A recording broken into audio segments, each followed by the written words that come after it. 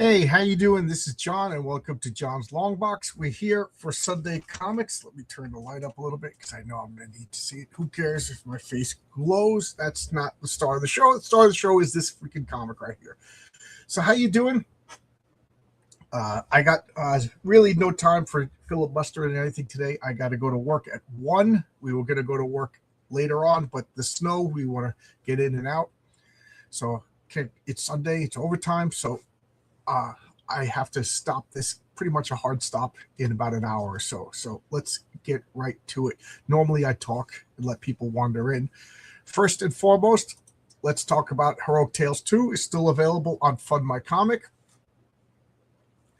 You know, I have a campaign that tells me about how much to print. Then I overprint to have other comics for people who find out about it long, so when Heroic Tales 3 comes out, you can still buy 1 and 2, things like that.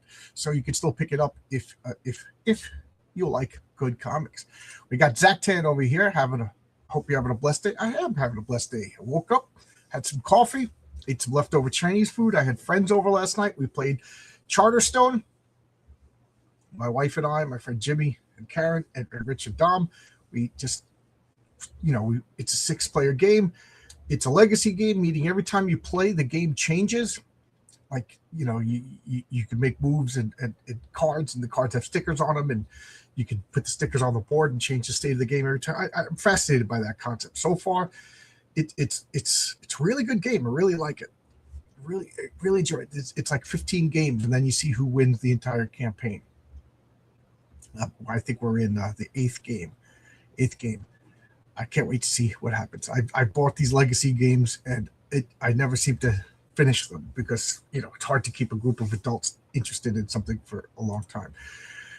Good morning. My 8-year-old daughter loves to dance to your jazzy intro. Oh, that's so sweet. That's so sweet. Oh, man. That's nice. That's nice. Thank you for telling me that. That made my day. Hey, Dave Brink is here. Dave Brink is the man behind Genuine Comics. He's got Safeguard that is on Kickstarter right now, and The Perfect 10, which is also on Kickstarter, and both of them are on Fund My Comic. I urge you to check them out. Great. If you like superhero comics, he's doing it. He's doing the best. We got Marcus Kelligrew over here. How you doing, Marcus? How's everybody? How's everything? Marcus is hard at work on the I Love a Mystery. That's the name of the series, starring the Public Eye. And actually, it's starring Poinsettia. And Poinsettia is in love. Well, that's the title. She's fallen in love with the Public Eye, and he's a mystery. All right, so let's check out this comic. I got this off the newsstand. You can see it's dog-eared and everything. And it drove me nuts that Storm didn't have eyeballs, so I drew in eyeballs, ruining the value of a great comic. This is the only copy I have. Got it off the newsstand back in 1979. You can see this is a Dave Cockrum, Terry Austin cover. And, me as a kid, I couldn't really tell that many differences in the art. Terry Austin is a overpowering inker. Like, he really kind of gives you that, like, X-Men look is really the only way to describe it, because John Byrne has his own style, Dave Cockrum has his own style. But again, I said this every time, I didn't realize how much they were inspired by Neil Adams. I didn't know who Neil Adams was back in 1979. None of these characters have pupils. Yep, you're right. I don't know why it bothered me with Storm. I don't know why. Out of my mind. Like Wolverine, I justified that he had a mask on. I don't know why. Yeah. Crazy. Which with me and eyeballs. I don't know.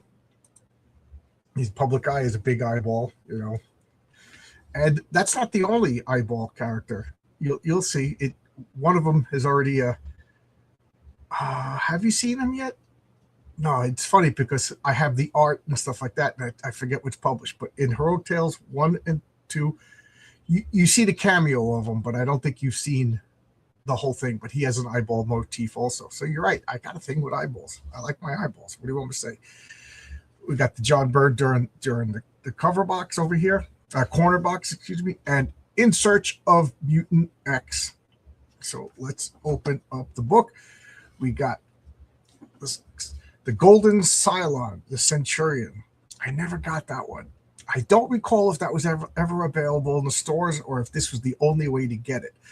But I wanted all of these Battlestar Galacticas because I love this show. I told you I was like the champion, the fifth grade champion of the show because everybody loves Star Wars. And don't get me wrong, I love Star Wars too. But everybody was like, oh, Battlestar Galactica is just a ripoff for Star Wars. So I was like, it's my show.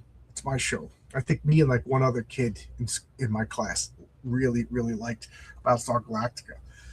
So, we all do that. I'm sure we all do that. We put in the chat, who is like your lesser known character or your lesser known show or book or whatever that you like defended, even though you knew it wasn't super popular.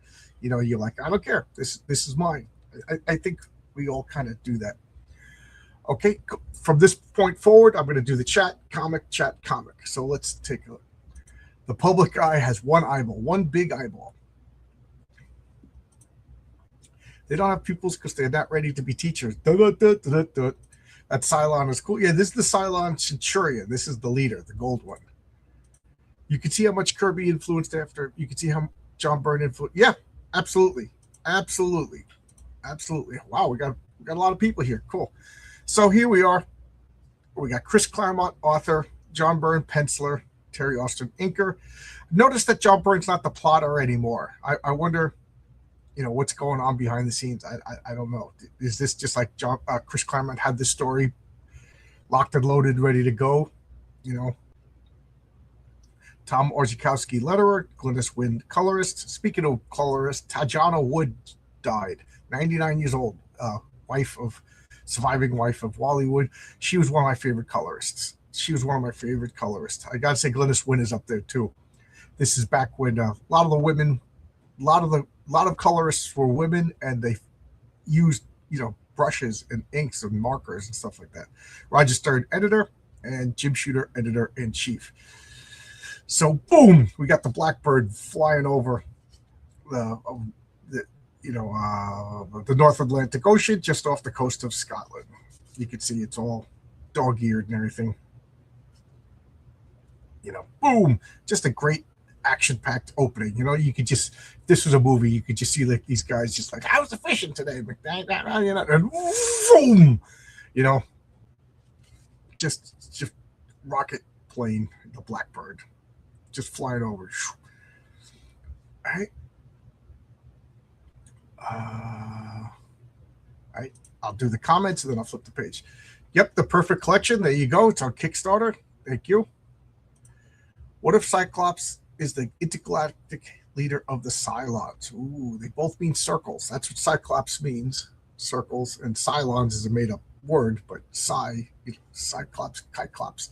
I think in ancient Greek, the C is pronounced like a K, so it's like actually Kyclops.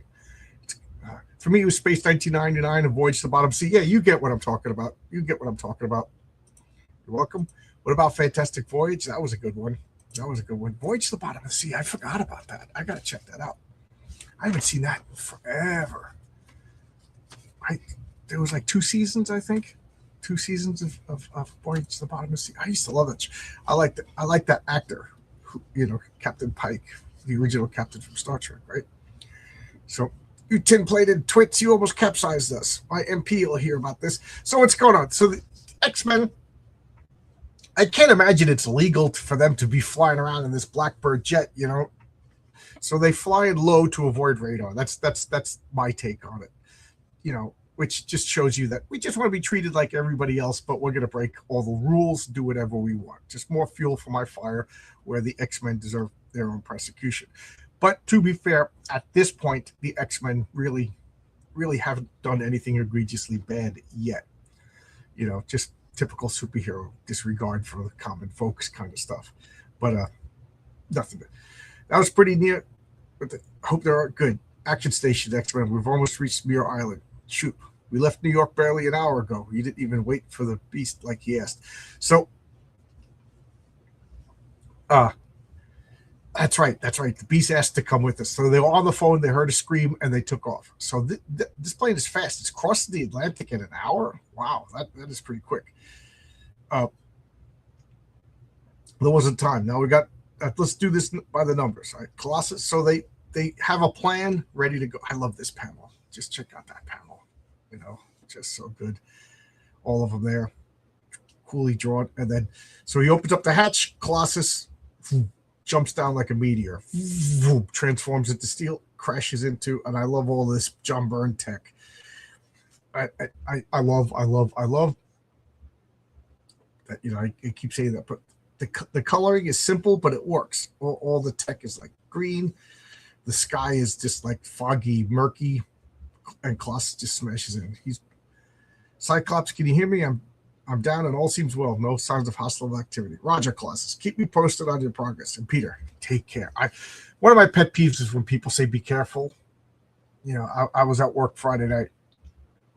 I don't know how it happened, but now I'm the youngest guy in my crew of 3, and so I'm the guy climbing now. So I'm climbing through the ducts to do everything, and one guy calls me back, and I'm like, "What?" So I got to climb back. Be careful. I almost lost my temper. I was like, "You called me back? I'm climbing on my hands and knees through a duct like John McClane, just so you could say be careful." Like I didn't think of that. I was like, think about what you say before you say it. I gotta climb to hear you. So make sure it's worth me climbing. He was like, "Why are you so grouchy?" I'm like, "Because I'm freaking climbing through this thing. And be careful." Oh, thank you. I never thought of that. It's one of my pet peeves. Be careful. Oh, I never thought of that. Oh, wow. I was just going to just cut everything and fall down and roll around in the dirt. All right. So now we got Storm flying with Wolverine, which is just more evidence to me that she has the ability to fly rather than winds pushing her around, because there's no way to justify winds strong enough to lift her and Wolverine without suffocating them both. So there you go. So she whips up. Then we got the Blackbird landing over here. Good going, Nightcrawler. Teleport into the residence and search it for Maddox to already there. Poof. I like this. Nightcrawler's teleporting. They split the panel. Now, how did this just? They should have just made a thought balloon. It's a good thing I studied the blueprints, so I know where to teleport to. Because Nightcrawler is always afraid of teleporting into something solid, so he always has to know where it is he's going. You know what I mean? He has to make sure that he's not teleporting into a solid wall. So does it say? It doesn't. It doesn't say anything. It doesn't say, but I guess we're just supposed to understand. And then Cyclops and Banshee come out. Now, Banshee, at this point, is still in the X-Men, but he has no powers. He strained his ability fighting Moses Magnum. And he says, "You didn't hear that." He's like, "You're pushing everybody awful hard," because you didn't hear that scream. We got to get here. So I'm going to say it's like emotions probably getting the better, because Cyclops just did a rookie machine. He just split the team, right? Or is he like, we got to find what's going on? Like, I don't know. I'm not the leader of a superhero team. What would be the best play, to go in and force all at once? Or I guess this is a search and recovery mission, so they cover more ground, splitting the team. Okay, that'll make sense. So here he is, communicating with everybody, like, what's going on? Give me information. We got to find who's been hurt where, kind of thing. All right, let's check out the comments. Fantastic Voyage with Raquel Welch. You got me. I'm on your team right now. X-Men right now are a private superhero group. Yep. Byrne famously loved the X-Men, which is this era, to the point he never really let it go with his hobby project. Meanwhile, he disliked Alpha Flight. Not sure what essentially made that difference. Yeah, I don't know. You think he would like Alpha Flight since he was the creator of it. I was really shocked to find out. I think Marcus was the one who said that, to let me know that Byrne never really liked Alpha Flight. Take care sounds more concerned. Yeah, I know, but right. I'm crawling around. All right, you're concerned. That's the default condition. Isn't Byrne Canadian? I think yeah, exactly. Look at that power stunt by Colossus. Gravity is weather. Gravity's not weather. Gravity's not weather. It's just because there's gravity in space. There's no weather in space. You didn't feel that Alpha Flight were real characters. Oh, okay, but he made them real. Pincer attacks can be useful, but covering more ground usually means getting picked off one by one. Yeah, I'm gonna retract my statement. This is a search and recover mission, so they're covering more ground. If they they don't know exactly what's going on, they heard a scream, somebody could be bleeding to death. Let's cover more ground. Err on the side of rescuing people. So we got the Roman Legion toys. Anybody ever get this? I was always curious about this. We got the Johnson Smith Company over here. Ventriloquist dummy. Again, I always wanted like maybe like a funny story of like a kid who sends away for all the stuff and becomes a superhero based on all the gadgets. His name will be Johnson Smith. I don't know. So what is it, Kurt? See for yourself. Lorna's alive, I think. But this other guy's beyond human help. Oh my God. I found this man's wallet. It's Angus McWhirter. So he's this mummified body. What happened to Lorna Dane? McWhirter. That skinflint hated the X-Men guts. What's he doing here? In his body, it looks mummified. How? Who? What is responsible? Lorna's a bit shaky, but she should be okay. He's got like a tricorder over here. If this is what you saw when you were on the phone, Cyclops, no wonder she screamed. Nightcrawler, teleport over to the lab. There are still 4 people missing. Myra, Alex, Jamie, and Jean. Not to mention whoever's behind this. On my way, Cyclops. Don't worry, I'll find them. Without Masonic scream, I'm not much use to Psych. I'll keep watch over Lorna. Fine, Banshee. If there's any change in condition or if you run into the trouble, holler on the radio. And here we got some thinking. It's been months since Banshee's injury, yet his powers show no sign of regenerating. What do we do if the damage never heals? So just a nice little reminder of why Banshee's got problems. Pick me up. So Storm whips down, picks up Cyclops. I love the urgency in this. They're running fast. Cyclops is keeping everybody moving. Cyclops is constantly on the move. It's working as a suspense story. Complete darkness, not even emergency lights. From a few boxes I've seen, must have been every circuit must have been overloaded at once. Which begs the question: how does Nightcrawler know where to go? He has no ability to see in the dark, but whatever. And who has the power to do that to Lorna? Or who has the power to do that? Lorna or Magneto? Yikes! So we get a blast over here. Don't shoot, it's me, Nightcrawler. Remember, he knows that Havoc is Cyclops' brother. Sorry, Buster, Nightcrawler's dead. And stop believing in ghosts long ago. Now step out of there, or I can see you, or I'll burn you down. He still thinks we're dead.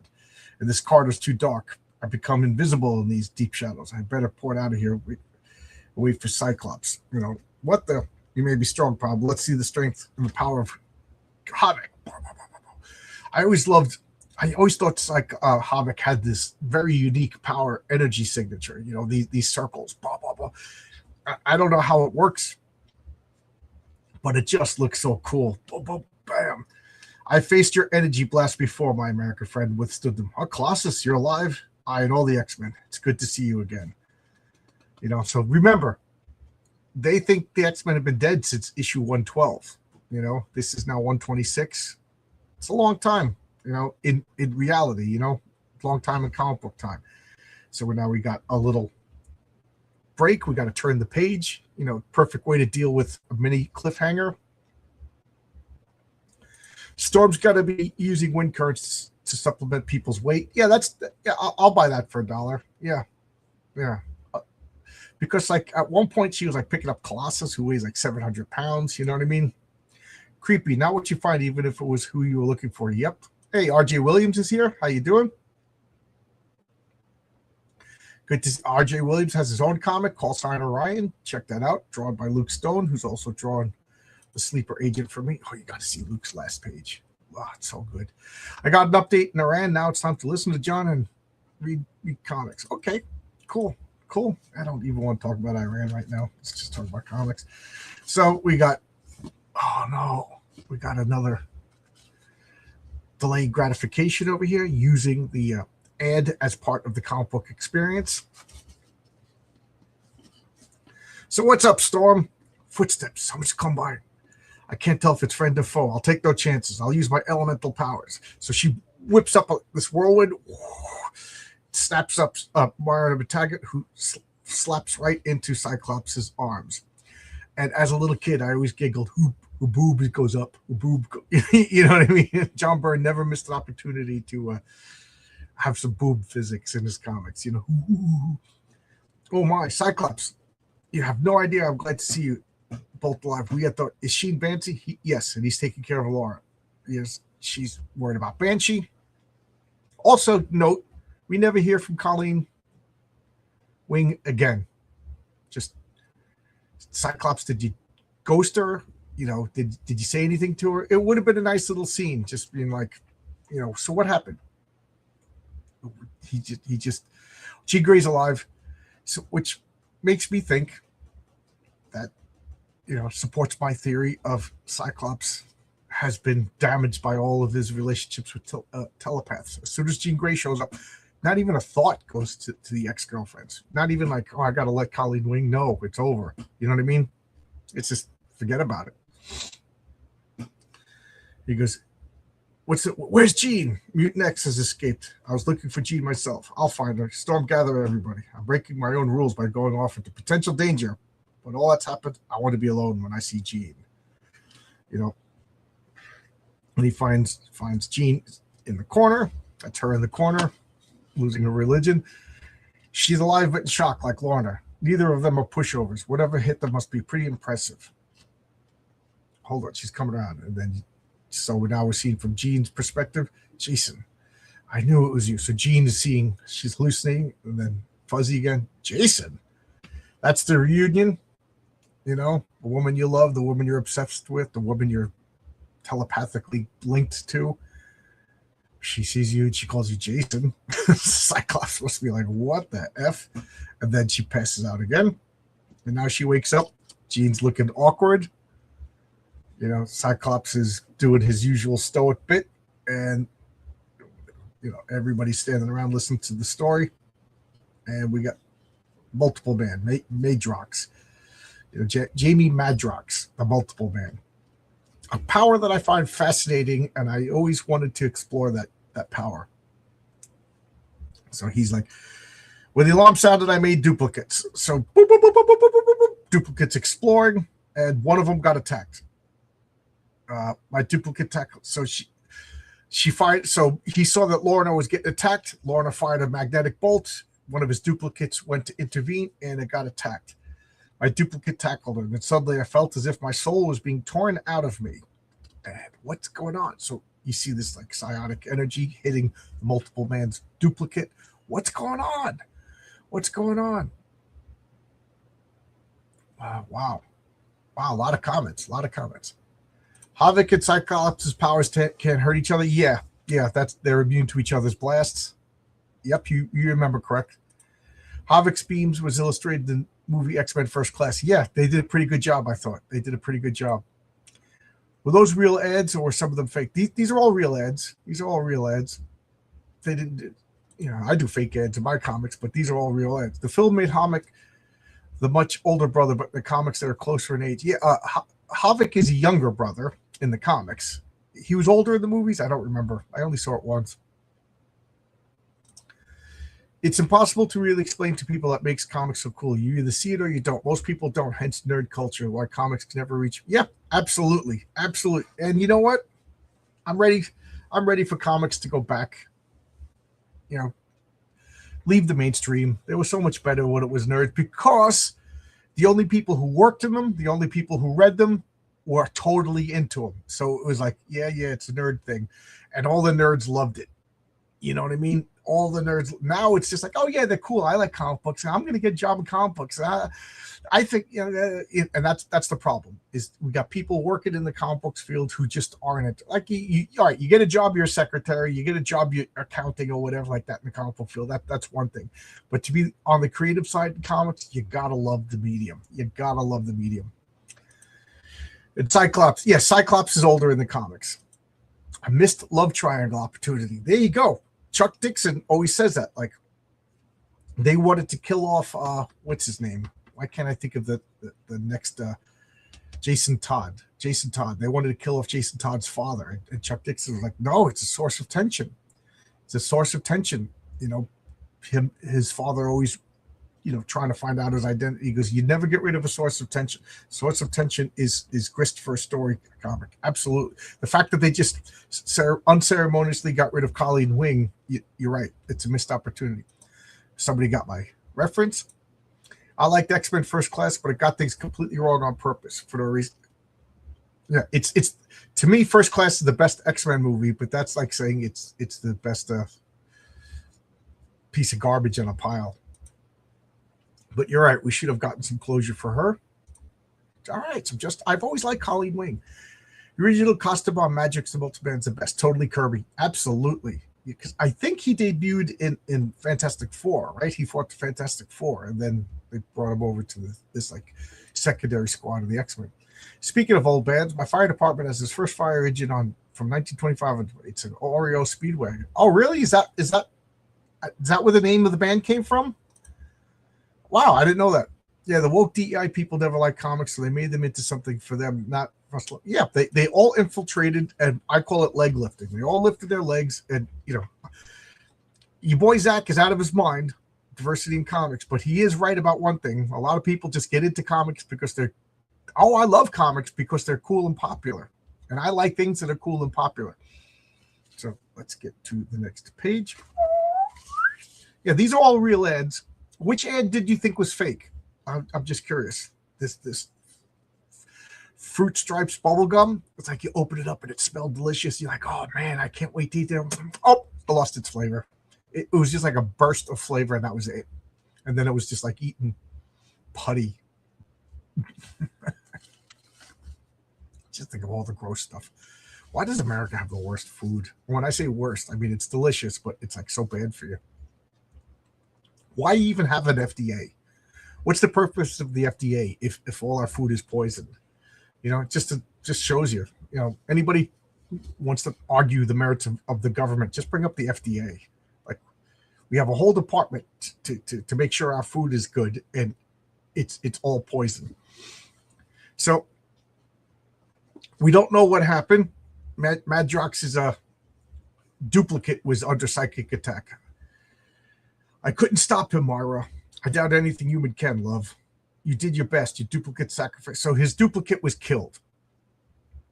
And as far as we know, as far as the story, Madrox never lost a duplicate. Like they'll get knocked unconscious, then he just like summons them back. So this is the first time a duplicate gets killed, which brings a whole bunch of philosophical problems that I would like, if someday, to explore with a replicating superhero like that. What are you waiting for, troops? The day ain't getting younger. Let's get the sucker. Sit down, Wolverine. We're not going anywhere yet. What's the matter, bub? You scared? Yes. You know what Jean and Lorna could do, and Jamie once held his own against the entire Fantastic Four. Yet Mutant X beat the ball easily. We have to know who Mutant X is, what his strengths are, what his weaknesses. We need how he thinks, how he feels. We can make the difference between victory or death, life or defeat. You know I'm right. I know, but I don't have to like it. So he cuts the Lorna's table. I've checked the files. There's nothing on Mutant X. It's a private matter, Scott. Was a private matter, and she's locked and loaded. He's killed Myra. Did he kill? Oh, yes, he killed Agnes McWhorter. Okay, I was going to say, is Jamie's duplicate a sentient being? That's for the philosophers to decide. It was too late the day he was born. Who is Mutant X? He's my son. Dun, dun, dun! So, we got this.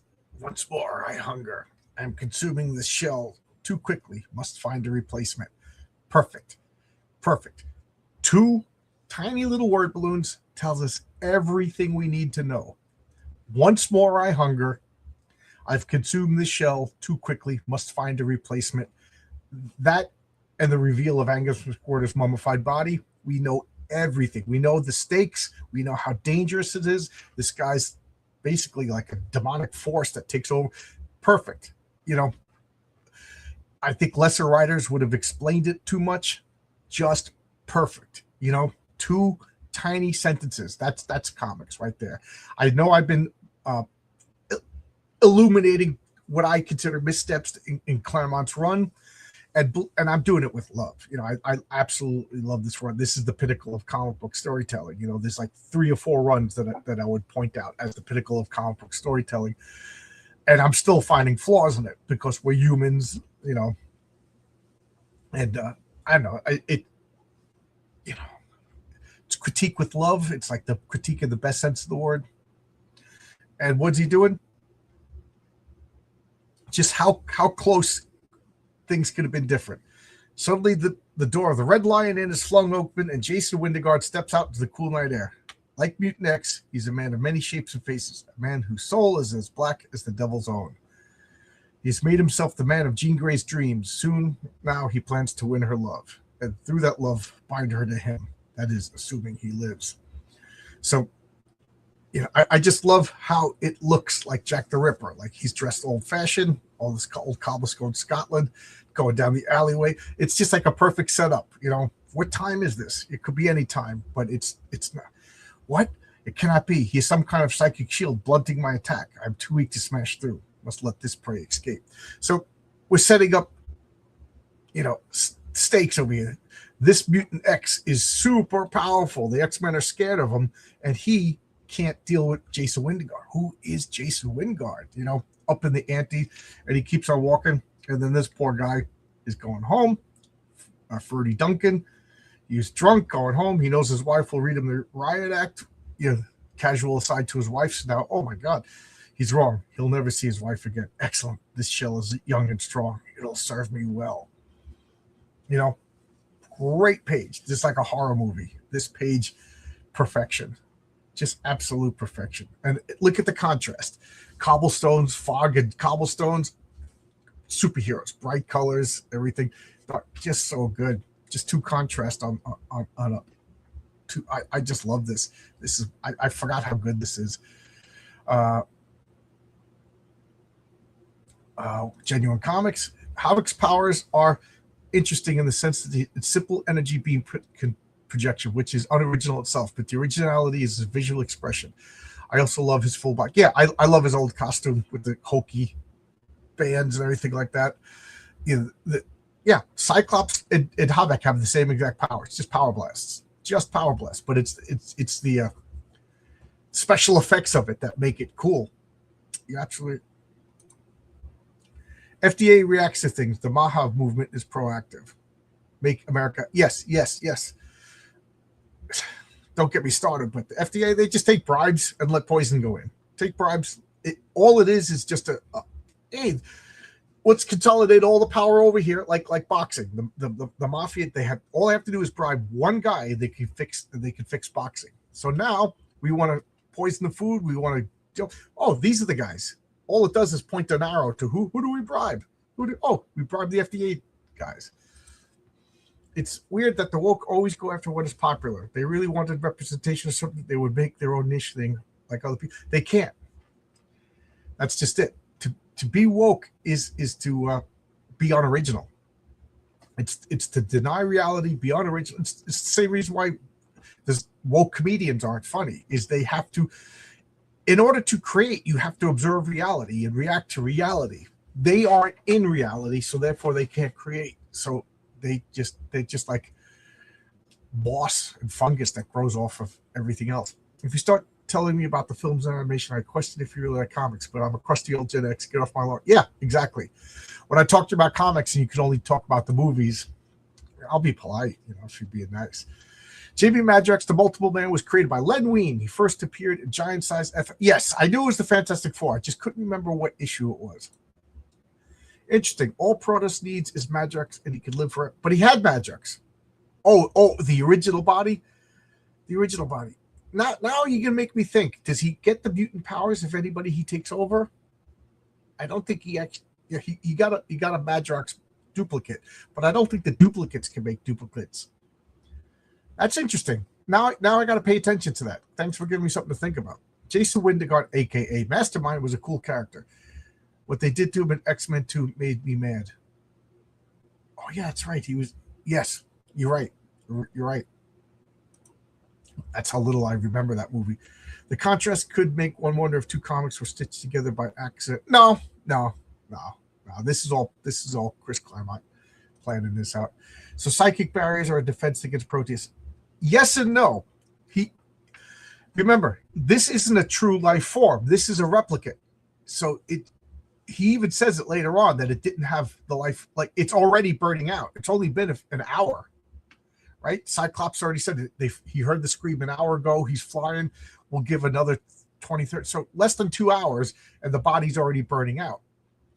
So these aren't true organic life forms. This is some sort of homunculus. So he's weak. Right now, if he was to be in this body, I bet you he could smash through Jason. So Jason Winterguard just survived because of this accident of Madrox. Had he take Lorna Dane, I always say Lorna Doone. The whole Dark Phoenix mess wouldn't have happened because he would have been destroyed, in my opinion. It's just the happenstance of this inferior life form. Again, is it life? What is it? So now we got this page over here. Cyclops is planning. Sun's going down. So now it's a couple of hours later. I think it's safe to assume that Mutinex crossed over here. He's on the run. Best place for him to hide where he can still find a continuous supply of host bodies is a big city. In Scotland, that means Inverness, Aberdeen, Glasgow, and Edinburgh. Finding him won't be easy. We don't know what he looks like, how he's traveling, whatever. Worse, he doesn't seem to register on Cerberus or any other mechanical sensor. Plot. We got it. Cerberus could detect all mutants, no matter how powerful, unless it can't.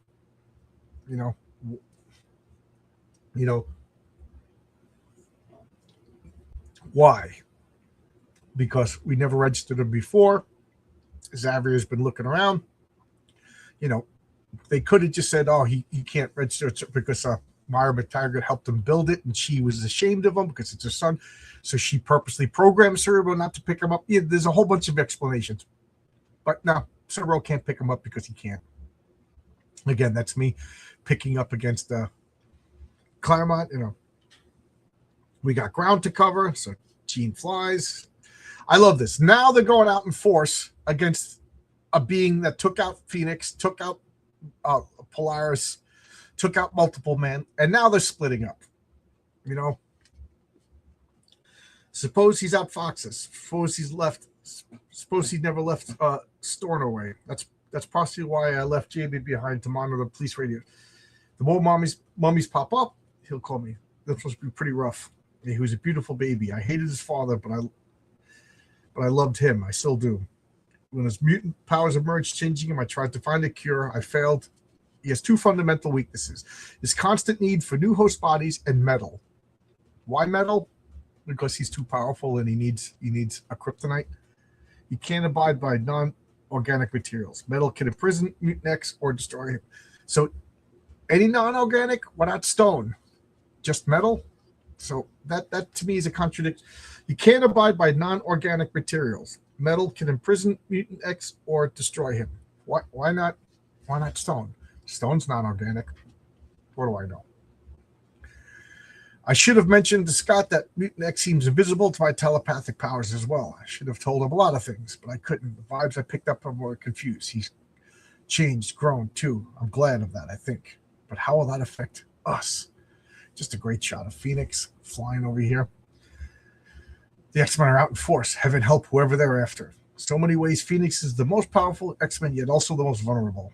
Jason Wyngarde smiles. And, oh no, it's happened again. Now she's riding a horse. I watch this sequence. I want to see if it goes the way my memory, because I haven't looked at this book. So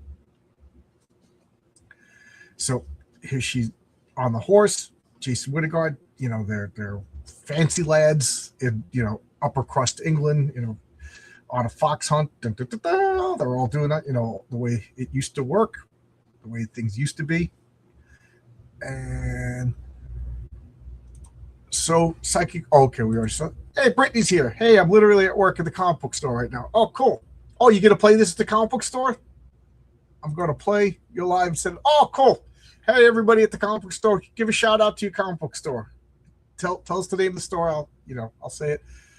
Brittany is the wife of Ron Mosicki. Ron is currently hard at work on the story. It's going to be the second Raven story called Curtains. And I got no problem saying that it is the best story I've written. Buy Heroic Tales, people, at Brittany's comic book store. Heroic Tales on Fund My Comic. Heroic Tales 1 and 2 available. I love the Phoenix. Yeah, the Phoenix is one of the best superhero costumes ever. Yeah. Watch your language, everybody. Watch your language. There's kids in the comic book store. I hope this kid's in the comic book store. Jason Wingard, yeah. Now I'm watching my language. Fox Prowl Toys and Comics in Batavia, New York. Curtains is so cool. There you go. There you go.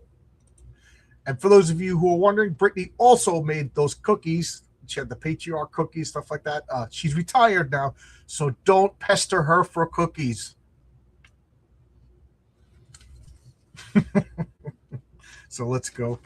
She's retired from cookies, but not the comic book.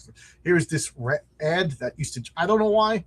I never claimed to be a rational person. This ad would drive me crazy. Oh my God. I would see this ad and I would get angry, you know, and it was funny because my friends used to bust my chops about it. And like they would act it out just here's the letters page. I always like checking out the names. We got Heather Proctor, Mark Katz, and John Kovic. I just got to point out, there's always one letter from a female, which begs the question: do they fish the letters? Do they go through 100 letters and always print one, or where there's like a disproportionate amount of women reading X-Men back in 1979? I don't know. More ads. Stanley wished he looked that good. You know, Sales Leadership Club. What is this? Oh, to be a sales leadership for this company? Okay. Legit jobs in comic books. Did anybody ever get a job from a comic book ad? So now, whoa, Satan, whoa. The name of her horse is Satan. So Jason, the dogs, I'll deal with them, milady. So Jason's whipping the dogs away. Animal cruelty, add that to even though these aren't real. Stay back, you curs, I say. Here. Unfortunate lady, the beast still lives. As the first to run it to the ground, he goes the on of administering the coup de grace. So thank you, Sir Jason. I can't remember when I've had finer sport, milady. That was a message suggesting that we hunt a man playing the role of a stag rather than the animal itself. Man. So, ta-da! It's a naked guy dressed up as a deer, and they've been hunting him. And the shock pulls her back. Man, I wanted to kill him. I was about to do that. What am I becoming? Wait, this body is... So he's corrupting Jean Grey in like this phantasm world. You know, just playing with her. Remember, what did the Epstein files reveal? That they were hunting black people on the island. You know what I mean? Hellfire Club is eerily presages the Epstein files. So now we got Wolverine using his senses. Nightcrawler's driving. I love that. They come up to a cop, and he's like, "What? A cop? A cop in the middle? I should have spotted his scent. Hey, we've been tracking a low man. Whoever said Mutant X couldn't zap a cop? Crawler, trouble." So interesting to note that this must be one of Mutant X's powers. He's blind. Wolverine couldn't smell him. Cerebro can't pick him up. Whatever. Jean Grey can't telepathically pick him up. So his power must be, one of his many powers is you can't detect him except by direct observation. That's a real cool power to have, especially in this surveillance state that we live in now. So I love this psionic trail. Incredible. You've been through my deception. That'll do you no good. You spare yourself needless pain, little man. This will be over before you know it. And, Wolverine is screaming. And we all know Wolverine's a tough guy. Why is Wolverine screaming? Proteus is doing what Proteus does. He's consuming his body, taking over his mind, destroying his consciousness and entering his... I can't think of a more demonic power than that. Mutant X really is a powerful thing. Is Batavia upstate? Which county? Well, John, you buttered me up. I love you and Ron. You're the best. You're the best. Tell Ron he can't retire. I got more stories for him. That's an extra long commercial break. Yep. Creators Outlet says, "Hail nerds. How you doing, Creators Outlet? Good to see you. The art is so good. Love that Jean Grey in her in the lower left panel here. Yeah, over here. And what I love about it too is the subtle facial expressions. It's, dare I say, like lusty, you know, lavicious, whatever the word is. It's like Jason Wingard is like, he's not just telepathically producing illusions, he's telepathically manipulating her emotions. You know, just like the phantasm world, she knows she's hunting a man, but then the actual realization, the subconscious breaks. It's really, really well done. And it was really disturbing for me as a kid to read this stuff. It was totally shocking. Again, if you've never seen this, let me know in the chat if you've seen this comic before, if you've ever read this. What, you know, in a couple more issues, you're going to see why I still, to this day, can't stand White Emma Frost, White Queen. You know, this is really unbelievable. What the Hellfire Club is Jeffrey Epstein. You know, it's that whole network, you know, hunting humans on islands. You know, it's just so creepy. Geez, is that the most pain Wolverine has been in? At this point, yeah. Genesee County. We also have a Whatnot show every weekend, a Facebook page and eBay. Fox Prowl. So check it out, Fox Prowl Comics. Fox Prowl Comics. So now I'm all caught up. We turn the page. Oh no, ads. I love this. Back then, people were too skinny and they needed to bulk up. Women, are you too skinny? Oh, how the tables have turned. An Atlas body. You know, men were too skinny, women were too skinny. You get coconut stamps, Fun Factory ads. I miss all this stuff. So, metal. X-Men's full of metal. Alien, deadly to me. That ain't just metal, sweetheart. I got a skeleton made of about $3 billion worth of adamantium. 3 million. If you think my bones are deadly, get a load of my claws. So, as far as I know, this is the first reference to Wolverine's entire skeleton being made of adamantium. I might be wrong. So, you know, good save. You know, did Claremont?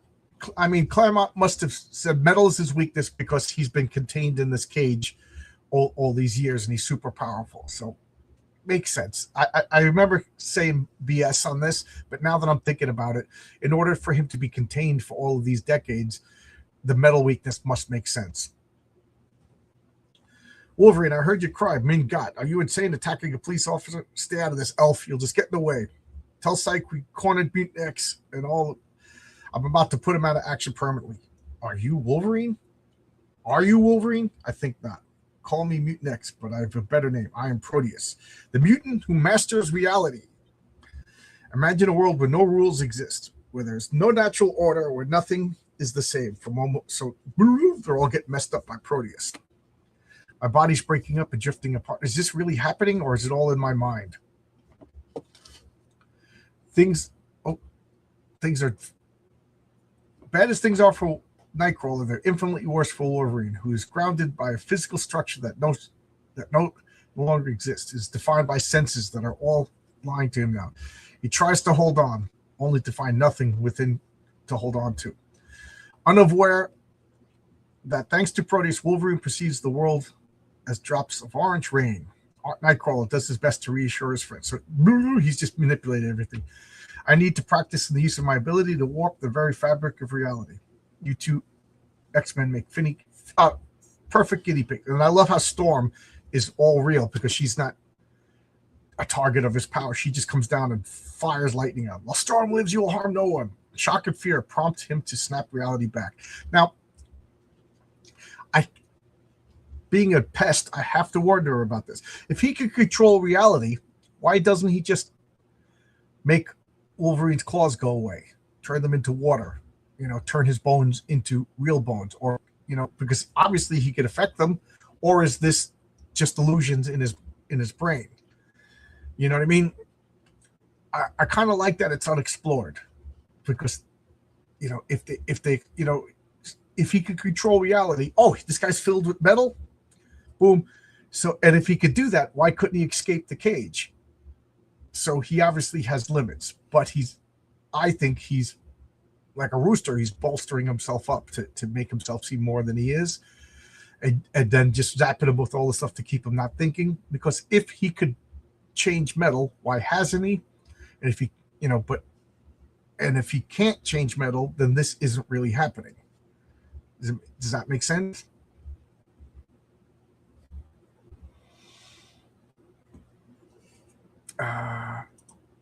The scene is amazing.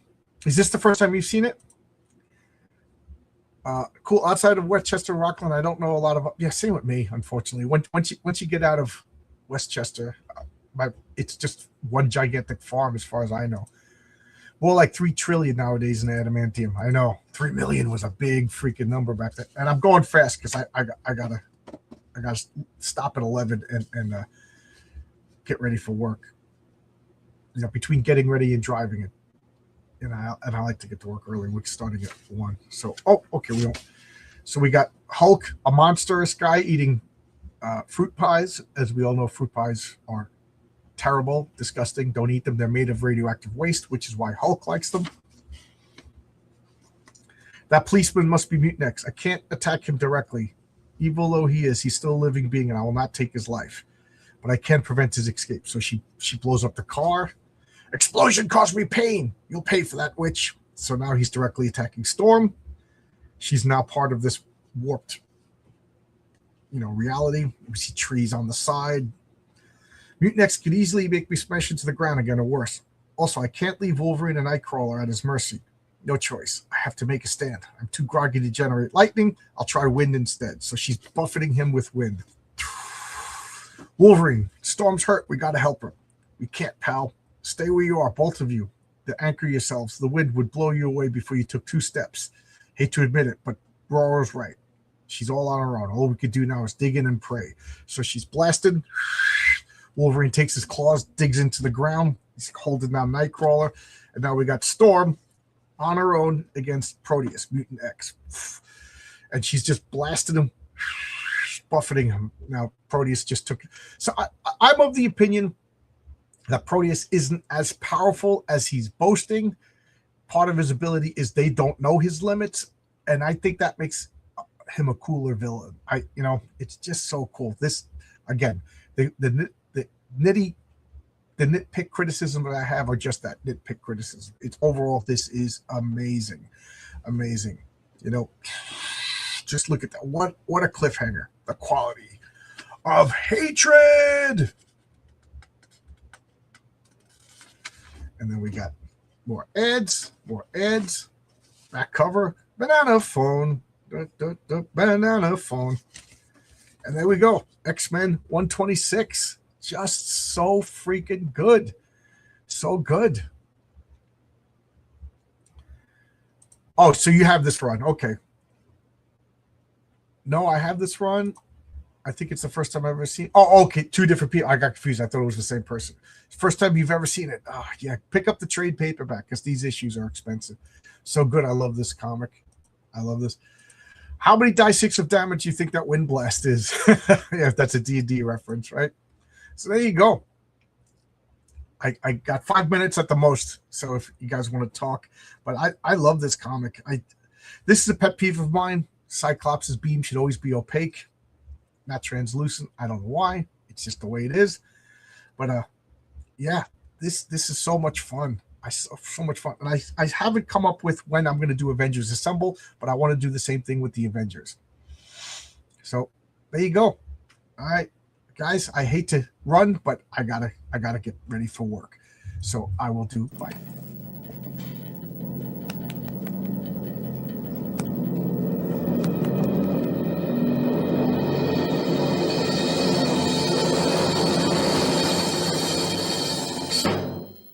Goodbye, kids.